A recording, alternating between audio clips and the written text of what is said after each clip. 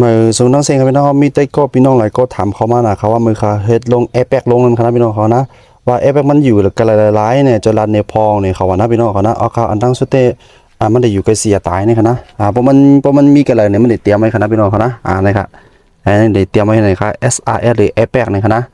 อันนี้ครับมันได้อยู่กับเสียตายในอันครับนะพี่น้องเขานะสองมันมีมันได้เตรียมไว้ครับนะเดี๋ยวมันได้อยู่กันในเตียงอันฮะนี่พี่น้องเขาเนี่ยเตรียมไว้กันนะไก่ตั้งตีนเขากันเลยนะตั้งตีนเขานะตั้งตีนคนขับนะก็ได้มีไก่เสียตายอันอยู่ตั้งใจในอันกันนะแล้วแต่รุ่นก็พอแล้วแต่รถก็พอนะเพราะรถรุ่นใหม่เนี่ยเขามันเดี๋ยวมีน้ำอินกันนะเพราะว่ารถกับคันใหญ่อินเนี่ยก็มันเดี๋ยวมีว่าจำเจในกันนะก็กับอันไหนเป็นรีโวคันนี้มันก็มีกันในโตย่อฝั่งพุ่นกันนะกำคัดที่มาลัดในวันอยู่กันเลยกันนะฝั่งพุ่นแทงกันไหนกันนะมันเดี๋ยวมีอยู่3-4โตครับมาหาตัวฝั่งพุ่นด้วยครับว่ามีกันอะไรครับในครับพี่น้องครับฝั่งในคณะเพราะว่ามีเนี่ยมันจะเหมือนในคณะพี่น้องครับนี่อันนี้เป็นปิกเปิดไอ้แป้งคณะมันจะมีกักโซ่เนี่ยนะเดี๋ยวมีข้างๆปักดูเนี่ยนะมันจะมีไก่ในอันเนี่ยเพราะมีตั้งฝั่งในมันจะเตรียมไว้ให้ไหนครับพี่น้องครับนี่ไอ้แป้งคณะมันเปิดไว้เนี่ยครับมันจะอยู่ไก่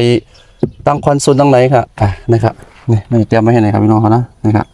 SRS ไอ้แป้งไหนครับนะนี่ครับนี่ก็เป็น